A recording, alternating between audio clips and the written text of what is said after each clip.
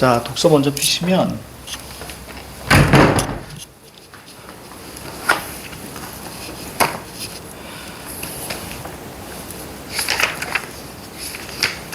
자, 13페이지입니다.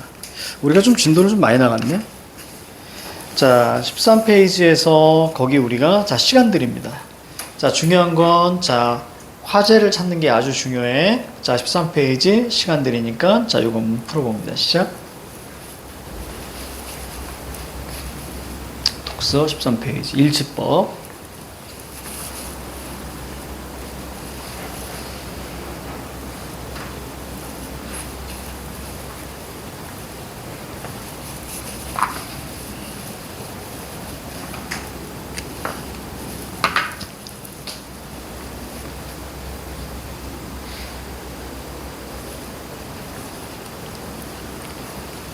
다 풀었으면 얘기해줘.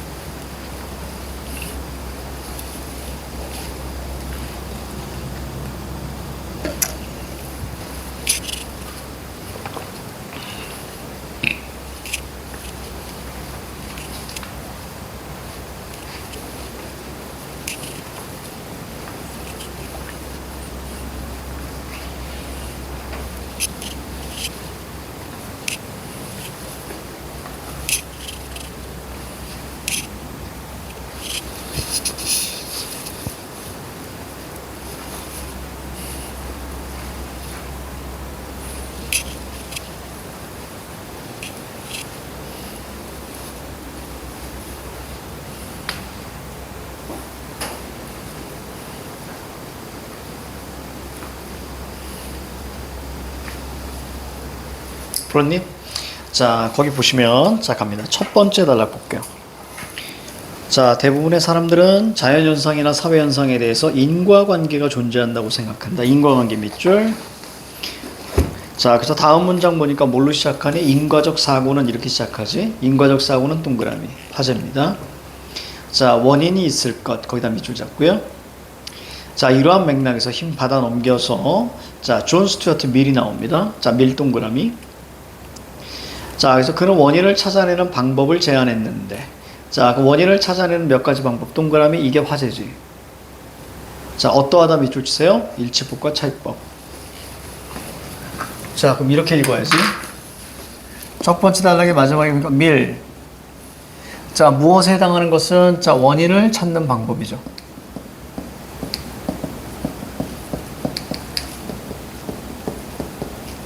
찾는 방법. 자, 어떠하다. 어떠하다에 밑줄 치면 선생님은 이렇게 얘기합니다. 두 가지다. 그치? 얘가 바로 뭐야? 논. 자, 그러면 이제 바로 이어서 증이 나오겠죠? 그쵸? 이 증이 뭐였니? 자, 일치법.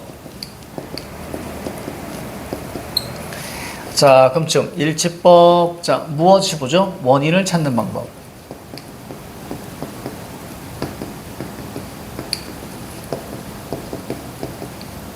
그리고 뒤에 그치 어떠하다가 나오겠죠.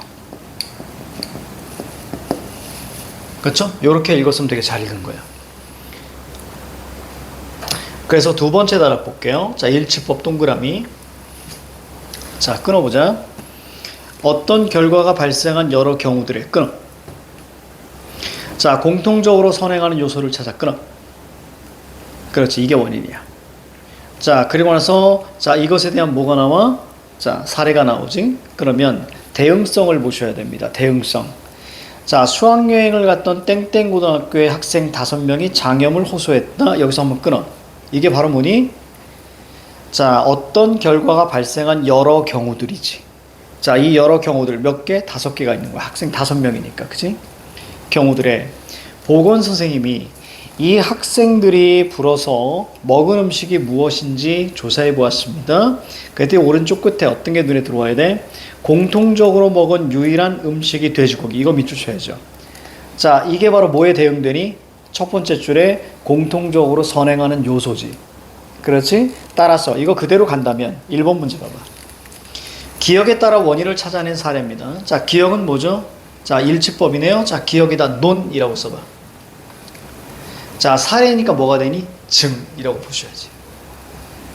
자, 따라서 대응성으로 본다면 정답은 4번이 되겠죠. 신장 결석에 걸린 20명의 아기들이 요걸 끊어야죠. 그럼 이것은 뭐니? 여러 경우들일 거야. 그지? 어떤 결과, 신장 결석, 이것이 발생한 여러 경우들, 20개의 경우들이 있는 거예요.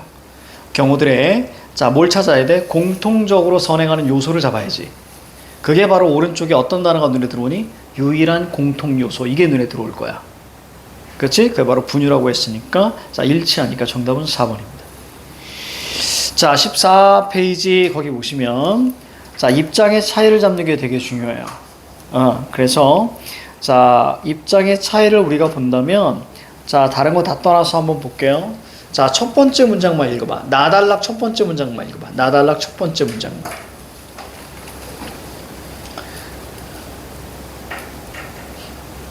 자, 됐습니다. 자, 이걸 통해서 우리는 어떻게 보셔야 되냐면, 자, 누가 나왔어? 제임스 랑에.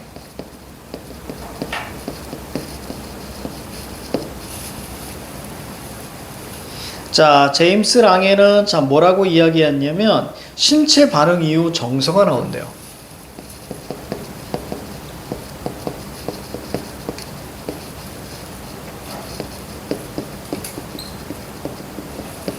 그렇죠? 이렇게 이야기하죠. 자, 근데 우리가 지금 문제 삼고 있는 건 바로 캐논과 바드입니다.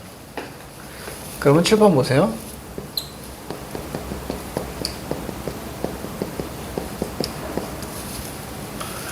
자, 캐논과 바드 같은 경우는, 자, 거기 한번 볼게. 지금 중요한 건 뭐냐면, 자, 캐논과 바드, 신체 반응, 즉 정서의 원인이다. 이렇게 읽은 거예요.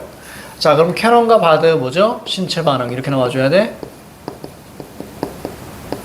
자, 그 다음에, 자, 여기서 어떻게? 그렇지. not be를 잡아줘야 됩니다.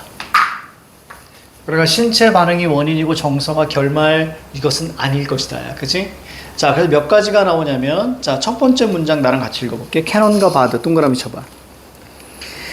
신체 반응 이후 정서가 나타난다는 제임스와 랑의 이론에 대해서 다른 의견이니까 차이죠. 차이. 자, 그들은, 캐논과 바드는, 자, 첫째 동그라미 쳐. 그리고 나서 첫째가 나오면 반드시 둘째를 찾아야 돼. 밑에 줄. 둘째가 눈에 들어올 거야. 그지? 둘째 동그라미 쳐. 됐습니다. 1번 문제 보면 논을 찾으란 얘기야. 그지? 주장한 내용이야. 그래서 첫째와 둘째 두 가지만 있거든요. 그럼 나머지 두 개는 답을 찾으면 나머지 두 개는 누구 거란 얘기니? 제임스와 랑이라는 걸 거야. 자, 시간 드립니다. 풀어보세요. 시작.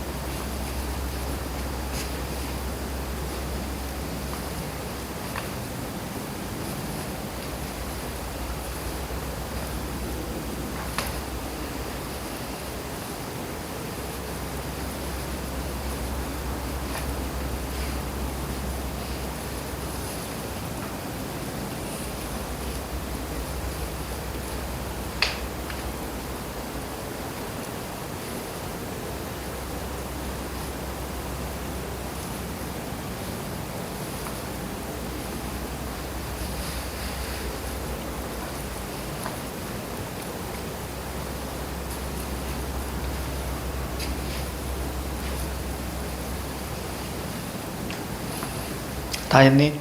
자, 거기 보시면, 자, 나랑 한번 끌고 가자. 자, 그들은 첫째. 자, 첫째에서 어떻게 체크했어야 되냐면 A, not B가 눈에 들어왔어야 돼. 그치? 가로 묶어봐. 정서가 신체 반응의 결과 이후에 나타나는 것. 이거 가로 묶어야지. 거기다 X 치시고. 아니라. 그럼 어디 밑줄 쳐? 동시에가 눈에 들어와야지. 그치? 동시에 나타난다고 주장한다. 즉 정서를 일으키는 외부 자극에 대뇌에 입력되는 것과 어떤 단어 눈에 들어와? 동시에가 눈에 들어와야 돼. 자, 그리고 오른쪽 끝에 어떤 단어 눈에 들어오니? 동시에가 눈에 들어와야 돼. 여기까지 이해가니? 이게 바로 자 첫째야. 결국 여기서 얘기하는 건 뭐냐면 신체 반응이 원인이고 정서가 결과가 아니라 자 캐넌과 바드 같은 경우는 첫 번째 뭐니?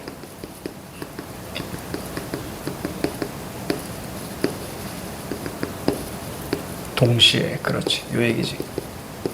그렇죠? 인과 얘가 원인이고 자 얘가 결과 이렇게 얘기했다면 얘는 아니야. 그 다음에 두 번째 둘째로 들어가 줘야죠. 자 둘째 거기도 A나 B가 똑같이 나오죠. 1대1이 아니야 이렇게 얘기합니다. 그렇지? 그럼 1대1에다 X 딱 쳐줘야지. 그럼 뒤에 뭐가 나왔어? 사례가 나왔지. 그렇지? 그럼 예를 들어부터 가로 묶어. 어디까지? 나타난다까지 가로 닫아. 예를 들어 격한 심장박동이 일어나는 여기서부터 밑에 줄 나타난다까지 가로 닫죠. 그러면 뒤에 증이 나왔지. 즉 그죠? 그럼 뒤에가 힘이 실려지죠. 그럼 밑줄 쳐. 특정한 신체 반응이 여러 가지 정서들의 대응. 얘가 밑줄 돼야죠. 그러니까 신체 반응의 여러 가지 정서. 이게 바로 둘째죠.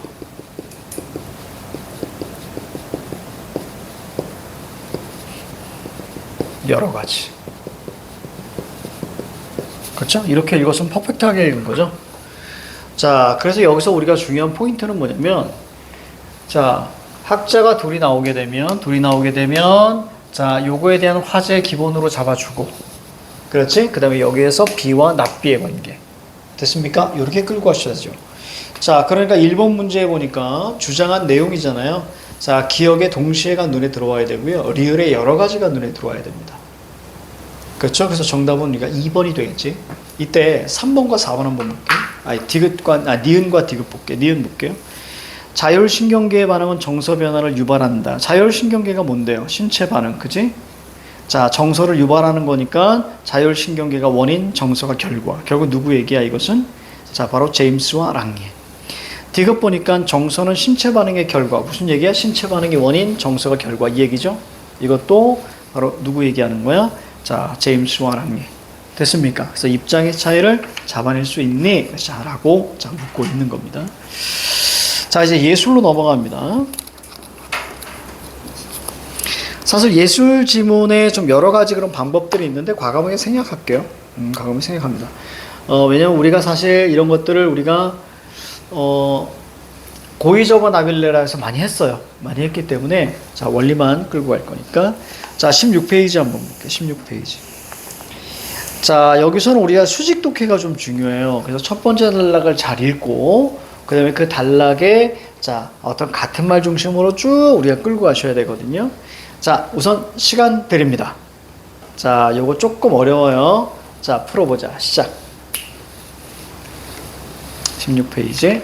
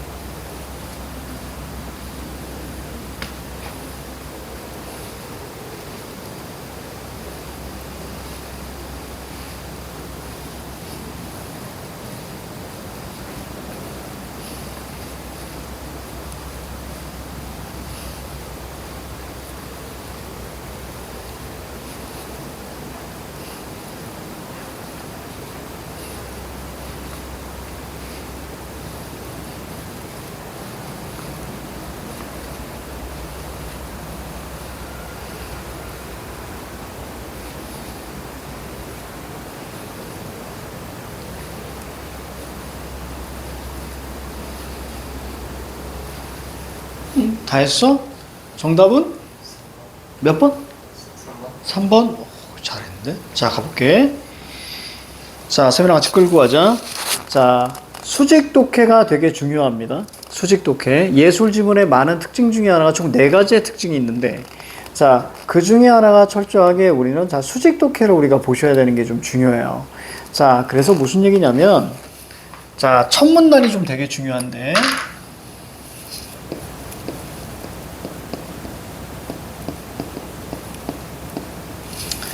자, 예술 지문을 보셨을 때 우리는 이렇게 보셔야 됩니다. 자, 자, 이건 예술가가 이렇게 있겠죠. 그러니까 얘에 대해서 뭐가 나올까? 입장, 뭐 관점, 뭐 견해, 주장 이런 것들이 나오게 될 거예요. 그러니까 뭐하고 비슷해? 그것이 인문지문 읽는 것과 되게 비슷하게 읽는 거예요. 이 부분 같은 경우는.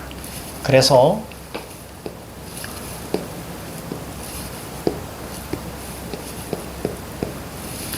자, A는 자, B다 라고 이야기하잖아요. 그러니까 여기서도 뭐가 중요한 거야? 수직 독해. 즉 이것은 첫 문단의 중요성이지, 그지? 첫 문단에서 화제를 잡는 게 되게 중요합니다. 그럼 밑에 뭐 나와? B', 그 다음 B, 2'. 됐죠? 이런 방식으로 우리가 이어가셔야 되는 겁니다. 이렇게만 적어놔. 나머지는 다른 거 할 때 선생님이 좀 말씀드릴게요. 따라서 자, 우리가 일반화에서 구체화로 간다라고 생각하셔야죠. 여기 자체가 우리가 구체화지. 이건 수직 독해라고 하죠.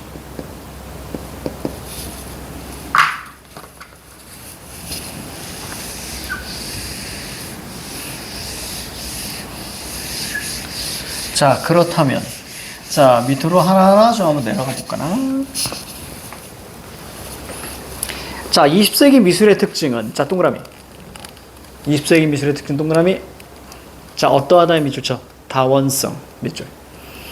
자, 뒤에 그러나 그런데 있니 없니? 없지. 그럼 밑에도 우리가 다원성에 대한 얘기가 쭉 나올 거예요. 자, 그거에 우리가 B'이 어디냐면 세 번째 줄. 기준이 존재하지 않게 되었다. 여기다 밑줄. 이게 바로 B'이에요. 다원성이라는 것은 모든 게 미술이 될 수 있다는 얘기니까. 그치? 다 인정한다는 얘기니까. 자, 단토의 미술 종말론. 자, 단토 나왔고 미술 종말론 나왔죠? 자, 미술 종말론 동그라미. 자, 미술 종말론은 그렇지. 자, 어떻게 나와요? 자, 어디에 밑줄 칠까? 밑에 줄. 모든 것이 미술 작품이 될 수 있게 된 개방적, 생산적. 됐지. 됐습니까? 요렇게 이해하셨어야죠. 그래서 화제가 나옵니다. 자, 이러한 다원성을 절대로 놓치면 안 돼. 알겠지? 놓치면 안 돼. 자, 그러니까 우리는 이렇게 가야죠.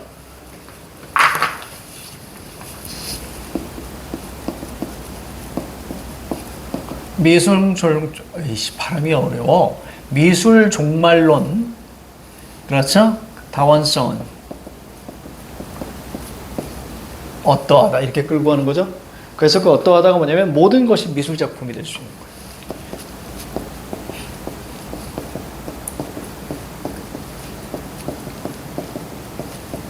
자, 그래서 개방적이고 그다음 생산적이란 말이 나오나? 생산적입니다. 그렇죠? 요 얘기하고 있는 거예요. 자, 그러면 거기서 마지막에 화제가 뭐냐면 이러한 다원성은 뭐니? 새로운 걸까? 아니면 이어져 온 걸까? 이렇게 묻습니다. 그래서 이것은 뉴야? 아니면 자, 난 뉴야? 자, 이렇게 지금 묻는 거죠.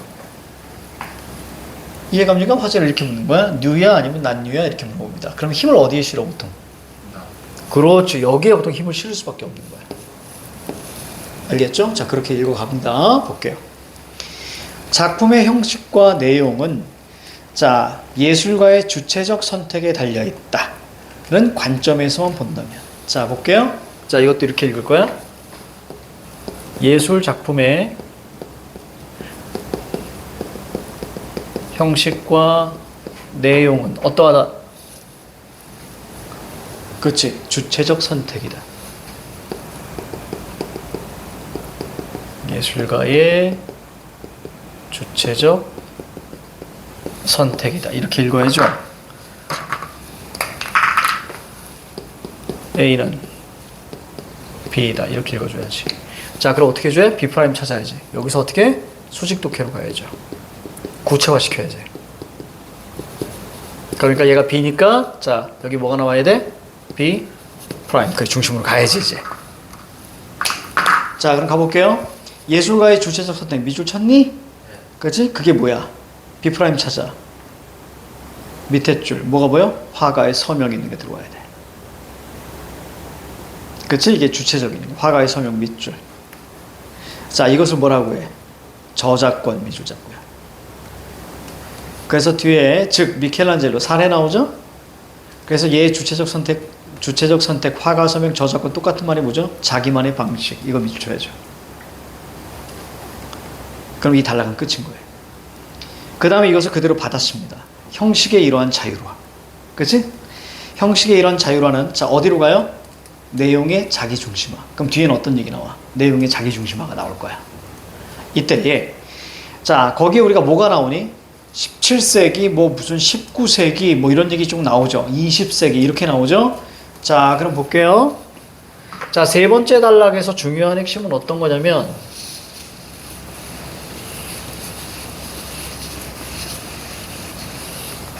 자 통시성을 우리가 생각하셔야 돼요. 통시적. 통시적이라는 것은 우리가 시대별 흐름을 나타냅니다.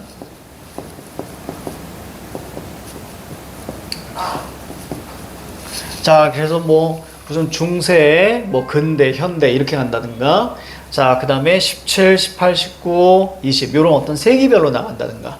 자, 어쨌거나 이 통시적이라는 것의 핵심은 뭐냐면, 자, A에서 자 B로 여기 들어가죠.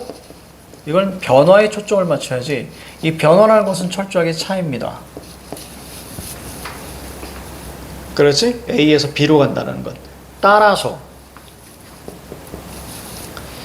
자 거기에 우리가 시기나 시대가 나오잖아요. 시기나 시대가 나오면 반드시 뭐 해줘? 네모 쳐주는 게 중요하다는 거야.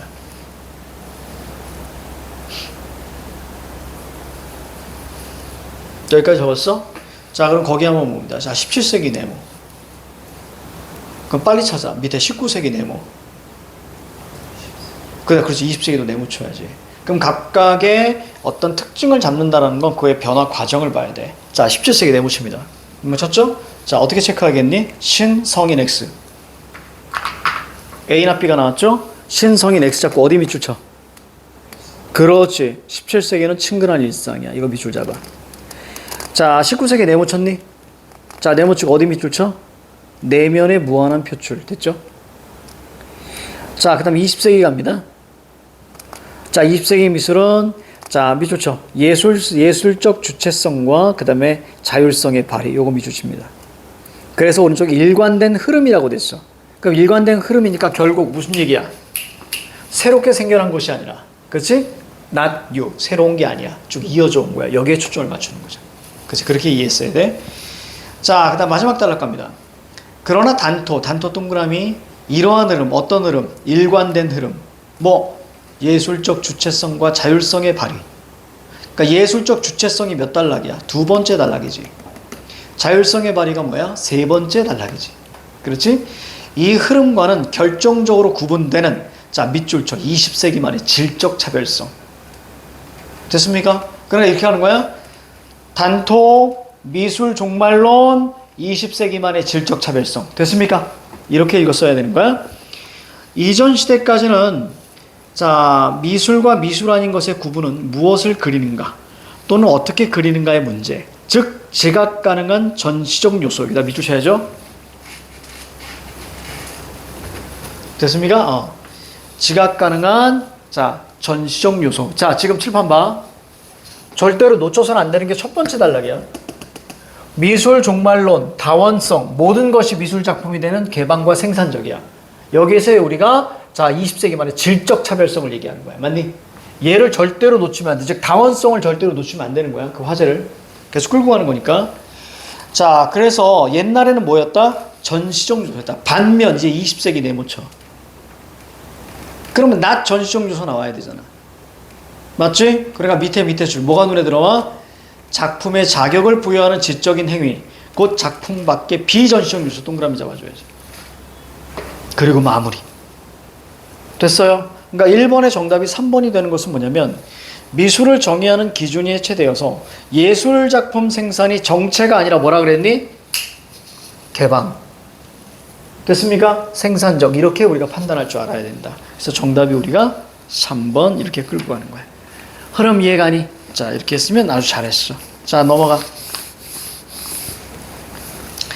자, 그 다음에 우리가 17페이지 봅니다.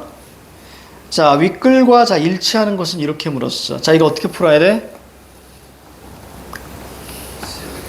그렇지. 바로 이제 단락과, 즉 우리가 실시간으로 풀어주는 게 가장 좋다. 그래서 실시간으로 풀어주는 게 자 가장 좋습니다. 자, 이때 요거를 읽으실 때 제일 중요한 건 표현 방법과 효과 의도예요. 그리고 여기에 우리가 사실 통시적인 부분들이 있어요. 그래서 그거만 잘 체크해 주면 돼. 자, 시간 드릴 테니까 자 이거 한번 풀어봅니다. 자, 시작.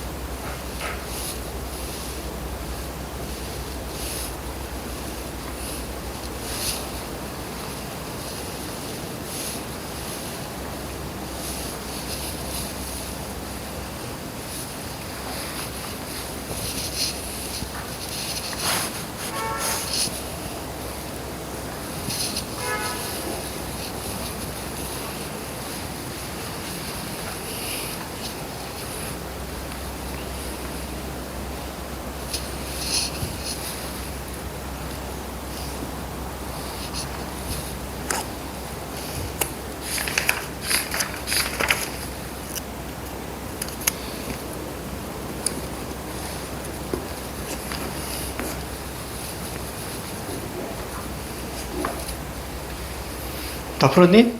자, 정답은? 좋습니다. 자, 거기 보시면, 가자. 자, 음악은, 자, 음악 동그라미. 자, 연주를 통해 소리로 표현되는 예술이다. 밑줄 잡으시고. 그래서 화제 찾아보세요. 음악을 전달하고 보존하는 뭐가 있다? 악보가 있다. 그치? 악보 동그라미. 얘가 화제야. 그래서 그 다음 단락에 오늘날 악보로 끌고 가죠. 그래서 악보 동그라미 잡고요. 자, 둘로 나눠집니다. 자, 뭐가 나눠지지? 높이와 길이. 그렇지. 자, 그래서 이 악보를 통해서 우린 두 가지 볼 거예요. 자, 바로 높이. 자, 그리고 길이. 그렇지. 이게 눈에 들어왔어야죠. 그래서 높이는 자, 뭐하고 뭐래요? 오선과 음자리표. 오선, 음자리표. 자, 그다음 길이는 뭐하고 뭐래? 길이는 음표와 박자표.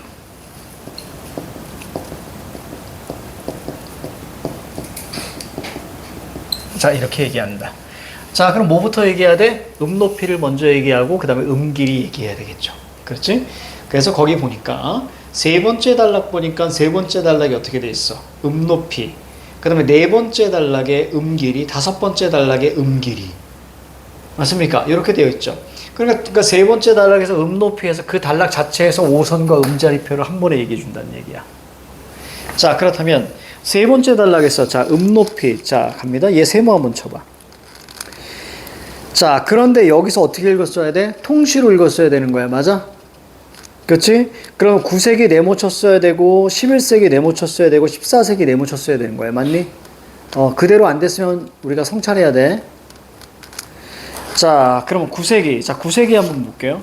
자, 먼저 높이부터 볼까? 자, 갑니다. 높이. 높이에서 여기 통시로 봐야죠. 자, 9세기 나왔어. 9세기에서 어떻게 읽었어야 되냐면, 자, 선을 사용하지 않았네. 자, 선을 사용하지 않았어. 자, 그리고 간단한 기호로 음들 간의 상대적 높낮이. 간단한 기호. 간단 기호를 통해서, 자, 그래서 상대적인 높낮이를 표시했기 때문에 정확한 높낮이 재현할 수가 없었습니다. 더 쉽게 가자.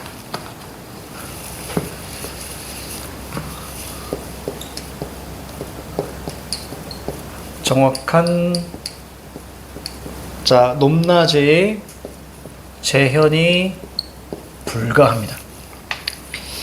자, 이후 11세기경부터 자, 2선과 5선. 자, 그 다음에 이렇게 생겼습니다. 11세기 갑니다. 11세기. 자, 뭐가 나왔어? 여기서 뭐야? 그렇지. 2선. 그리고 나서 자, 2선과 뭐야? 4선이죠? 2선, 4선. 맞죠? 11세기. 2선, 4선. 그리고 나서 14세기. 14세기 어떻게 된 거야? 5선. 자, 그럼 칠판만. 그리고 20세기에 룡선이 있는 거지. 자, 선을 사용하지 않았던 얘가 뭐가 돼? 뭐니 되지? 자, 이렇게 읽었어야 돼. 선을 사용하지 않았더니 정확한 높낮이가 안 되네. 자, 이게 뭐? P. 그럼 원인을 바꿔주면 하우가 되잖아. 맞아? 이게 바로 하우가 되는 거야. 그럼 선을 사용한 거잖아. 얘도 마찬가지로 하우가 되겠죠? 그럼 이제 어떻게? 정확한, 그렇지? 높낮이가 가능. 맞아요? 그럼 정확한 높낮이가 뭐야? 음의 높이. 알겠어? 이렇게 읽었어야 돼. 자, 그래서 거기 보니까 특히 11세기경부터 자, 사용된 음자리표는 그렇지. 나오잖아. 음의 높낮이를 정확하게 재현할 수 있다. 그치? 그러니까 11세기형에 모두 있어? 여기에 플러스 음자리표. 그렇지. 이렇게 나오는 거죠. 그렇죠. 이렇게 우리가 정리가 됐어야 되는 거야. 2선, 4선, 음자리표. 그래서 정확하게 자, 높이가 가능했다. 이렇게 읽어서 퍼펙트하게 읽은 거야. 자, 그 다음에 우리가 길이로 갈게요. 자, 길이 나옵니다. 길이. 우리 여기까지만 하자. 자, 음길이 보니까 표시하는 기호는 13세기 말 프랑코 기법법입니다. 발음이 안 돼. 자, 13세기. 프랑코 기법법. 야, 프랑코 하니까 무슨 이렇게 소세지 생각나는데. 나이 먹으니까 이제 그 소세지가 별로더라고. 나이 먹으니까. 자, 프랑코 기법법이 있습니다. 자, 기법법에서 그러면 표현 방법이 나올 거예요. 그래서 네 가지 음표로 표현하고요. 자, 근데 이렇게 나와야 돼, 얘들아. 길이를 나타내는 음표를 사용하여 음의 리듬이 다양해졌다. 이게 되게 중요한 거야. 이게 진짜 중요한 거야. 왜냐면 여기서 우리가 읽어야 되는 게 표현 방법과 사실은 표현 방법과 효과 의도 요렇게 읽어가는 게 되게 중요해요. 표현 방법과 효과 의도. 그러니까 여기도 마찬가지야. 이렇게 표현했더니 이런 효과가 나왔다는 얘기야. 얘가 이렇게 표현했으니까 이런 효과가 나왔다. 마찬가지로 밑에도 이렇게 읽어야 돼. 그럼 어디? 음표를 사용하여. 이거 눈에 들어오지, 그지? 이게 표현 방법이에요. 그 효과 의도가 뭡니까? 음의 장단을 나타내는 자 리듬의 표현이 다양해졌다. 이게 효과 의도. 그러니까 표현 방법과 효과 의도를 읽어서 1번에 1번 선지가 나오는 거예요. 자, 그 다음 우리가 더 볼게. 자, 그러니까 다양한 리듬의 표현은 언제요? 음표를 사용해서 나오는 거예요. 알겠지? 음표. 자, 음표를 잘 사용했다. 자, 그 다음에, 자, 다음으로 넘어가고요. 자, 음길이의 표현의 리듬이 일정한 패턴의 강약을 규칙적으로 반복하면 박자가 형성되면서 이를 표기한 것이 박자표예요. 자, 음악의 흐름에는 강약의 박이 있고요. 자, 밑에 줄 14세기 이전과 14세기가 눈에 들어왔어야 돼. 그지? 그건 14세기 네모 잡았어야 되는 거고 14세기 이전도 네모 잡았어야 되죠. 자, 그래서 이 둘에 해당하는 것이 다른 것과 섞여서 나오게 될 거예요. 그리고 마지막 단락에서 어떻게 해줍니까? 묶어주죠. 그렇죠? 이와 같이 음 높이 세모 잡고요. 자, 오선과 음자리표는 정확하게 표시되고요. 음길이 역세모 잡는다면 둘을 합쳐서 묶어줬다. 자, 그러면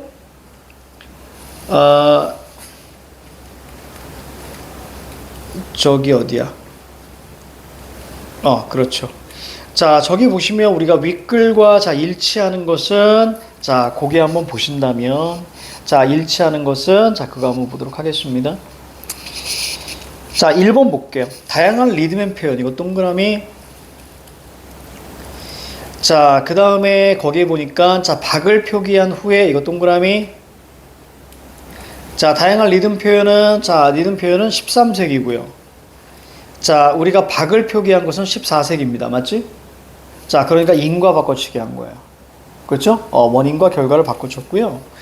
자, 4번에 보니까 14세기 악보에서는 음 높이와 음 길이가 표시가 모두 가능해졌습니다. 이건 당연하겠죠. 그렇죠? 자, 그래서 14세기 악보, 모든 게 여기도 14세기고요. 그래, 음 길이 파트에도 저기 만약에 14세기 얘기가 좀 나오죠? 그러니까 14세기에 모든 게 다 만들어진 거예요. 자, 3번 선지가 중요합니다. 자, 음자리표와 박자표 모두 리듬을 표시하는 기호다라고 되어 있어요. 음자리표는 뭐에 대한 얘기니? 음 높이에 대한 얘기지. 맞니? 자, 집중해. 음 높이. 자, 박자표는 뭐야? 음 길이에 대한 얘기죠. 박자표는 음 길이. 자, 음 높이는 음자리표. 됐습니까? 자, 이거 두 개 모두 리듬을 표시하는 거야? 아니지. 자, 리듬은 뭐예요? 음 길이에만 해당되는 거지. 박자표만 해당되는 거야. 자, 음자리표 아니야? 칩 봐. 선지 이렇게 만드는 거야. A는 A고 B는 B야. 이렇게 만들었어. 자, 그리고 나서 A는 B니? 이렇게 물어보거나 A, B 모두 B니? 이렇게 물어봐요. 아니면 A도 B니? 이렇게 물어봐. 자, 그럼 여기 마찬가지. 여기 어떻게 물었어? 자, 얘가 A고요. 어이구. 자, A. 자, B. 뭐라고 했니? 이거 두 개다. 맞나? 3번 선지? 리듬이야? 이렇게 물었죠. 맞습니까? 그러면 리듬은 우리가 뭐 해야 돼? 길이잖아. 그러니까 결국 박자표만 자, 리듬에 해당되는 거잖아. 이해 갑니까? 그래서 이렇게 묻는 거야. 모두 비니, 모두 리듬이니 이렇게 묻는 거라고. 그래서 틀린 거야. 선지 이렇게 만드는구나. 자, 그 다음에 자 9세기에는 가사에 맞는 상대적인 음길이니 아니죠. 9세기는 높입니다. 2선과 4선 악보에서는 음자리를 자 볼 수 없어. 자 2선 4선 위에 음을 기록했고, 자 그리고 11세기부터 음자리표가 만들어졌다 그랬잖아. 그거 볼 수 있었겠지, 그치? 그래서 정답은 우리가 2번 정도로 보시면 되겠습니다. 잠깐 쉽니다.